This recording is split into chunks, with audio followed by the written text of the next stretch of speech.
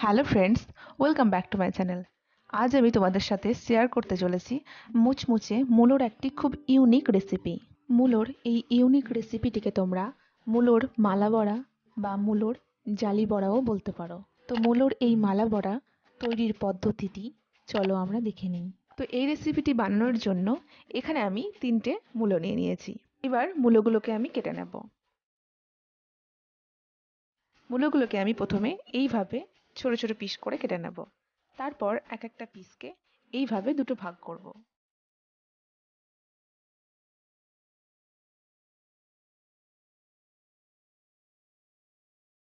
তো তোমরা দেখতে পাচ্ছ মূলোর পিসগুলো আমি কিভাবে কেটে নিয়েছি। এবার এক একটা পিসকে আমি কেটে নেব। তার জন্য এখানে আমি দুটো স্টিক নিয়ে নিয়েছি। স্টিক দুটোকে মূলোর দুই পাশে এইভাবে রেখে আমরা মূলোটাকে একদম সোজাভাবে কেটে নেব। মূলোর পিসগুলো যাতে পুরোপুরি না কেটে যায় তার জন্য এই স্টিক দুটো নেওয়া। এবার আমরা অপর সাইডটি কেটে নেব। অপর সাইডটি সোজাসুজি না কেটে একটু ট্যাড়সা ভাবে বা তির্যক ভাবে আমরা কেটে নেব। তোমরা দেখতে পাচ্ছ আমি কিভাবে কেটে নিচ্ছি। মূলোর পিসটি কেটে নেওয়ার পর আমাদের এই রকম দেখতে হবে। দেখতে কতটা সুন্দর লাগছে আপনারা দেখতেই পাচ্ছেন। আরেকটি পিস আমি তোমাদের কেটে দেখাচ্ছি। মূলোর পিসের এক সাইড আমরা সোজাসুজিভাবে কেটে নেব।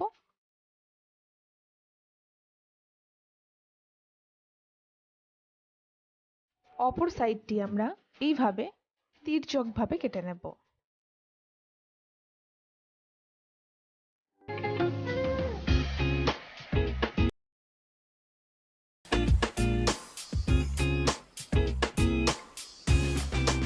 তো এইভাবে আমি মূলোর নিয়ে নেওয়া সমস্ত পিসগুলোকে কেটে নেব।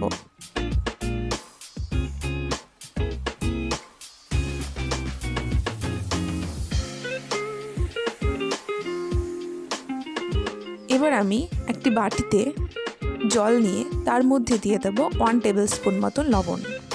লবণটা ভালোভাবে গুলে আসলে কেটে নেওয়া এক একটা পিস আমি এই জলের মধ্যে দিয়ে দেব। তারপর এই জলের মধ্যে মূলোগুলোকে আমরা 1 ঘন্টা মতন ভিজিয়ে রাখবো।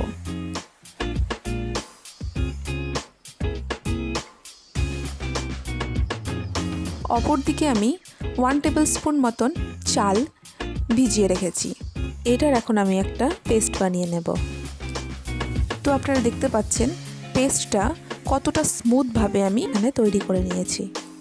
এবার এই পেস্টের মধ্যে দিয়ে দেব 2 টেবিল স্পুন মতন বেসন,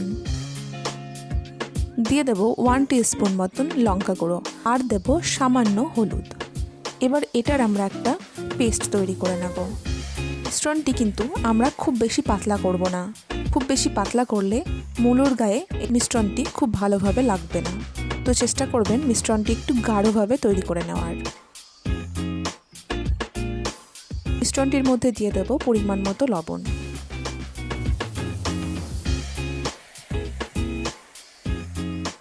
তো 1 ঘন্টা পর আপনারা দেখতে পাচ্ছেন লবণ জলে ভিজে থাকার ফলে কেটে নেওয়া মূলোর পিসগুলো একদম নরম হয়ে এসছে। এখন আমি জল থেকে ছেঁকে তুলে এগুলো থেকে ভালোভাবে চিপে এর মধ্যে থাকা জলগুলো বের করে দেব। এবার একটি কড়াই নিয়ে কড়াইটি ভালোভাবে গরম হয়ে আসলে এর মধ্যে দিয়ে দেব রিফাইন অয়েল। তেলটা ভালোভাবে গরম হয়ে আসলে তৈরি করে নেওয়া মিশ্রণটির মধ্যে এইভাবে মিশ্রণটিকে আমরা কেটে নেওয়া মূলোর পিসের গায়ে ভালোভাবে লাগিয়ে নেব। তারপর এক এক করে গরম করে নেওয়া তেলের মধ্যে আমরা দিয়ে দেব। বড়াগুলো ভাজার সময় গ্যাসের ফ্লেমটি মিডিয়ামে রাখবো। গ্যাসের ফ্লেমটি হাই রাখলে অনেক সময় বড়ার ভেতরটা কাঁচা হয়ে থেকে যাবে, আবার পুড়েও যেতে পারে। তো চেষ্টা করবেন যে কোনো বড়া ভাজার সময় গ্যাসের ফ্লেমটি মিডিয়ামে রাখার।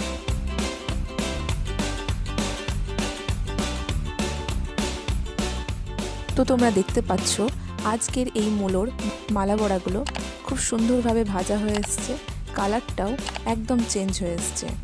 তো এখন আমি মালা বড়াগুলোকে এক এক করে তুলে নেব। আর বাকি মূলোর মালা বড়াগুলো এই একই রকম পদ্ধতিতে প্রথমে ব্যাটারের মধ্যে দিয়ে তারপর তেলের মধ্যে দিয়ে গ্যাসের ফ্লেমটি মিডিয়ামে রেখে আমরা এক এক করে ভেজে নেব।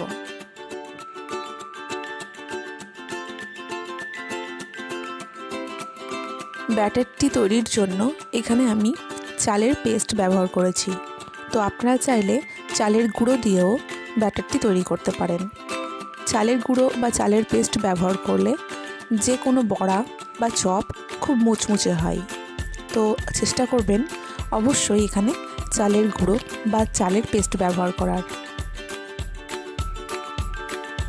তো আজকের এই মূলোর ইউনিক রেসিপি জালি বড়া তোমাদের কেমন লাগলো অবশ্যই আমাকে কমেন্ট করে জানাবে। আর তোমরা একবার হলেও বাড়িতে অবশ্যই ট্রাই করবে, দেখবে আশা করি তোমাদের খুব ভালো লাগবে। আর ভিডিওটি ভালো লাগলে ভিডিওটিকে লাইক এবং শেয়ার করে অন্যদেরও দেখার সুযোগ করে দেবে।